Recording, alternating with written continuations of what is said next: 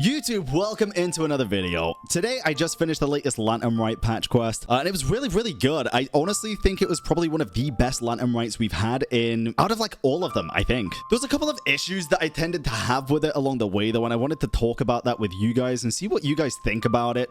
Open and healthy discussion about some good things and bad things about the game right now. Let me know down in the comments what you think. So as much as I enjoyed Latern Rite, there was a couple of things that kind of took me out of it quite a bit. One of those is the lack of English voice acting. Now, me as a person, when it comes to video games specifically as a type of media, I really digest information a lot better by listening. Auditory information sinks in a lot easier for me, which is why I like watching things like lore videos with Ashikai explaining things to me, and Roosevelt, and a lot of other amazing creators. The fact that there was like 16 unvoiced characters in English made it impossible to play in English, basically, unless I was reading through it myself. But I did play it in Japanese, and the voice acting was phenomenal. Hu Tao, dude, had so much emotion. It was fantastic. The lack of English voice acting in this quest really hit home for me, though, how bad the situation must have gotten for the voice actors. And I'm not blaming this on the voice actors or really Genshin themselves at this point. It's Formosa. It's the studio and the AI problems that are plaguing the industry at the minute. Luckily, it seems Genshin is taking the necessary steps and moving the voice actors to a different studio, or at least moving their contract with Formosa to a different studio. Don't know how long that's going to take, don't know when the issues are going to be fixed, but it's a step in the right direction in improving the game and improving the consistency of the dialogues. Now, the next thing that I want to briefly discuss is just how good the recent animations have been, man. This Latern Rite, dude, the animations have been absolutely fantastic. Hu Tao getting so close to so many characters. It just feels much more emotional. It makes you feel more invested, more impactful, and the storyline itself was incredibly good. But that does bring me on to one more kind of negative thing, at least in my opinion, and this is kind of what I want your guys' opinion on as well, because there's a lot of conflicting views about this. Now, in the past, in terms of Genshin Impact characters and the way that their stories have been handled, I've had a couple of criticisms, and a lot of people assume that... Actually, before I get into it, let me explain. Back in the Chasm quest, Xiao had a very near-death experience, right? And it really improved his character a lot, and Zhongli came in and just saved the day, and there wasn't really any consequences after that.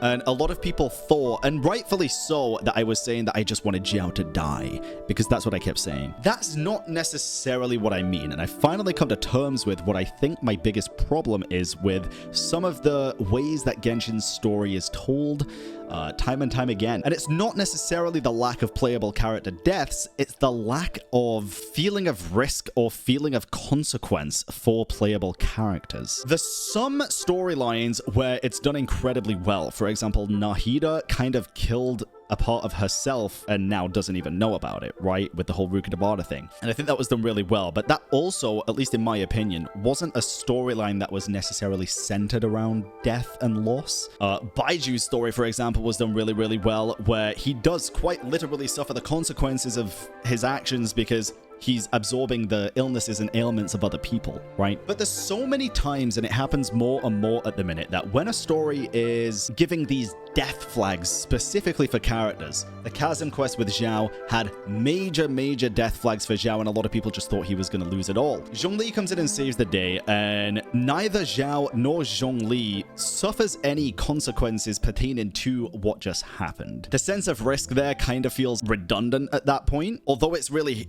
a hit in the moment. As soon as that moment's over, you're like, oh, well, it's just done, and that's it. The same kind of goes with Hu Tao in the latest Latern Rite quest, right? Because it was very much foreshadowed that she was going to die, and I said in the live stream something along the lines of, well, we know she's not going to die because number one, she's a playable character, number two, it's Genshin, and number three, it's a limited time event. Although I wouldn't put it past them putting something like that in a limited time event, considering they've done big lore drops in limited time events, but I was mainly joking with that. I'm going to play my reaction to the cutscene actually first. Let's go through that and then we'll discuss it a bit after. Let the ceremony begin! Wait, we're going to get a cutscene already? Oh god, okay.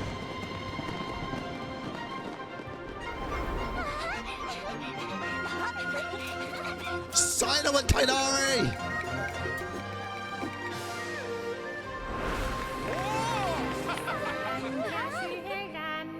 Oh, damn.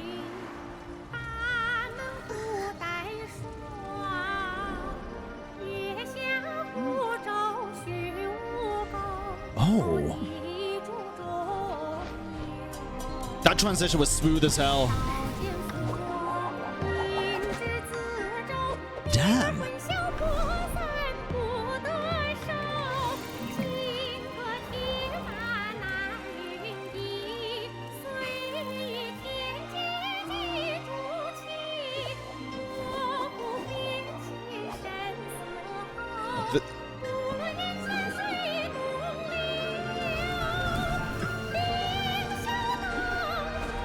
Damn! The voice, man. Jesus. Oh god, here she goes.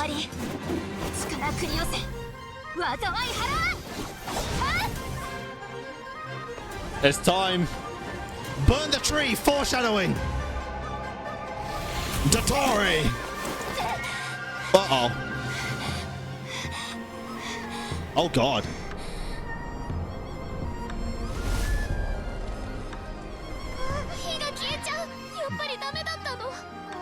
Nah. It's gonna be just like Natlan, where we give power to the fire to make it roar somehow.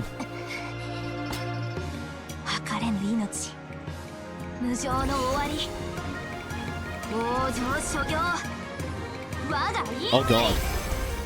Wait, why did that kind of look like Arlecchino's curse? The dark fingers.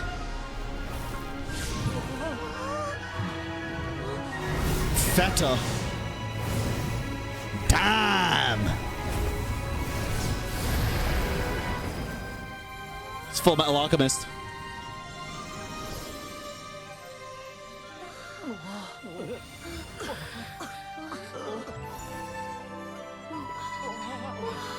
Aww. She did it! Next Latern Rite, if you see a butterfly, that's me coming back to see you all. Yeah, she ain't dead.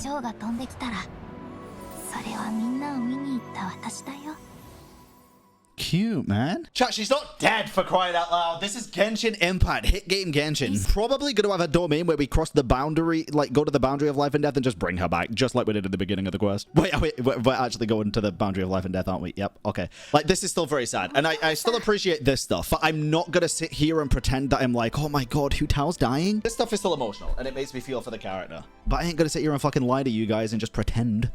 Absolutely not. Oh, damn.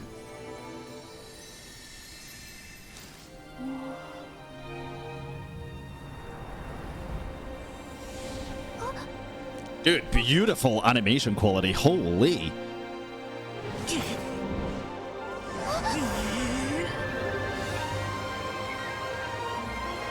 Damn!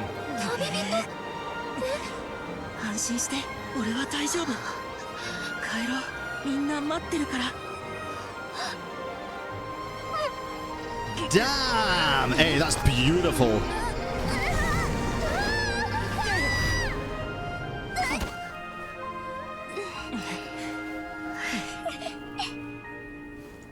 Wow.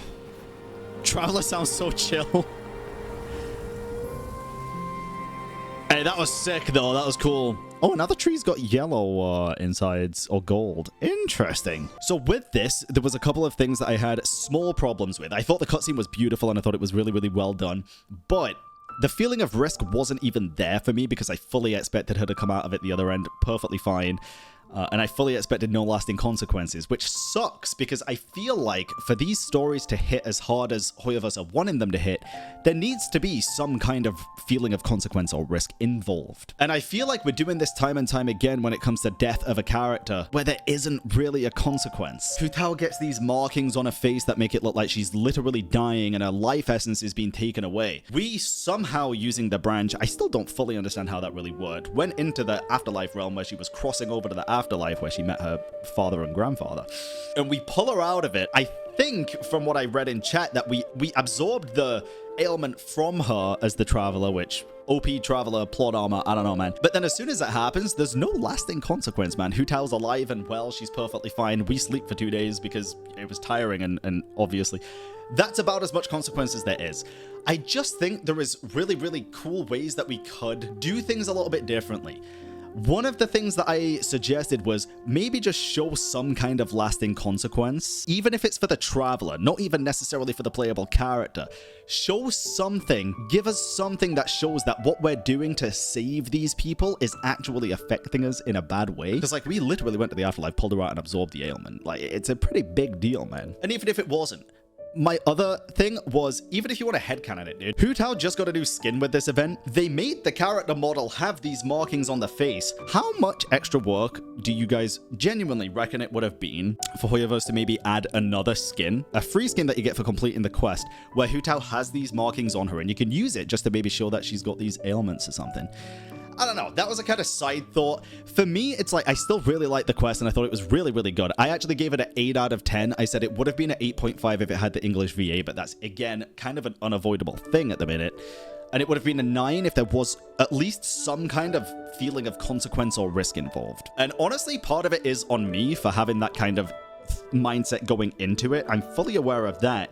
But it's a conditioned mindset based on previous experiences of playing through these similar styles of quests, you know? Genuinely, let me know down in the comments what you think. What did you think of Latern Rite overall? And what do you think Hoyoverse could do to improve, if you even think they need to improve? If you think it's great, then I'm really happy for you. Like I say, 8 out of 10 is not a bad score. I think it's very, very good. I just think there's a couple of things that would have made it better for me personally. And honestly, I'm really enjoying making these kind of sit-down videos, even where a lot of people do disagree with what I'm saying, because it sparks some really healthy and good discussions in the comments, and that's what it's all about, dude. I love making the best video series because it highlights and showcases other content creators' work, and it's absolutely amazing. You Laugh, You Lose is just great because it's a way to give back to the community as well. These kind of sit-down videos are another outlet for me to share my thoughts and opinions and everything like that about content in the game that I love and that I don't necessarily like so much. And it's a way to have the community openly engage in these kind of topics, including with me. I love to go back and forth in the comments with you guys. So let me know. I appreciate you taking your time out of your day to watch this video, and I'll catch you all in the next one. Peace.